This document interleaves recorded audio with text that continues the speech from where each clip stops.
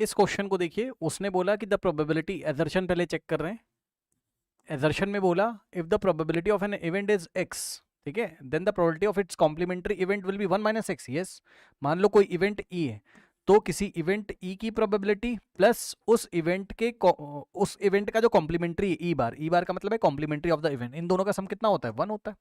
तो उन्होंने क्या दिया है? उन्होंने दिया है probability of event E is equals to X. पढ़ लो, if the probability of an event is X, है ना, तो प्रोबेबिलिटी ऑफ इवेंट ई की जगह एक्स रखेंगे plus probability of complementary of this event. तो यहां से अगर आप देखोगे तो ये एक्स उधर जाएगा, तो यहां से आ जाएगा probability of complementary event is equals to 1 minus X. तो एजर्शन क्या हो गया? ट्रू हो गया, है ना, क्योंकि उसने बोला है ना probability of complementary event is 1 minus X, तो ये हो गया ट्रू। अब रीजन को चेक करते हैं। रीजन में बोल रहा है if X is equals to 1/5 then its complementary event will be 4/5। हाँ, सही बात तो है ना। ये देखिए, if X is equals to 1/5 then its complementary event will be 4/5।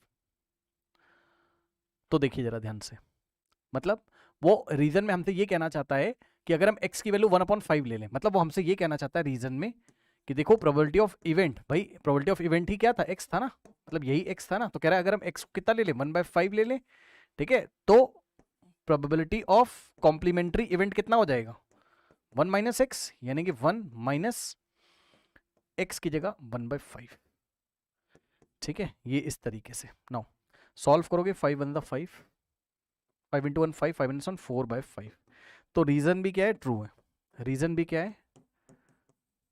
True है। रीजन भी क्या है? ट्रू है, करेक्ट। अब आप देखो, क्या रीजन एजर्शन को एक्सप्लेन कर रहा है? क्या रीजन एजर्शन को एक्सप्लेन कर रहा है? बिल्कुल कर रहा है। कैसे? देखो, देखिए किस तरीके से। Probability of event E plus probability of event E bar, इनका सम कितना आ रहा है? 1। रीजन में कैसे आ रहा है? चेक कर लो। प्रोबेबिलिटी ऑफ इवेंट ई कितना दे के रखा है उसने? क्वेश्चन देखो ना,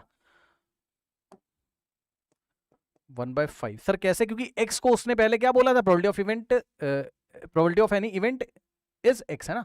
तो ये प्रोबेबिलिटी ऑफ इवेंट है और ये क्या? Probability of not event. कितना? 4/5। सम करोगे तो कितना आ जाएगा? 1 ही तो आएगा, ठीक है। बहुत ज्यादा इसमें एक्सप्लेन करने की जरूरत नहीं है। अब क्या मैं इसमें एक्सप्लेन करूं बताइए, ठीक है भाई। दोनों का सम कितना आ रहा है? प्रोबेबिलिटी ऑफ इवेंट ई और प्रोबेबिलिटी ऑफ इवेंट नॉट ई का सम कितना आ रहा है? 1 आ रहा है।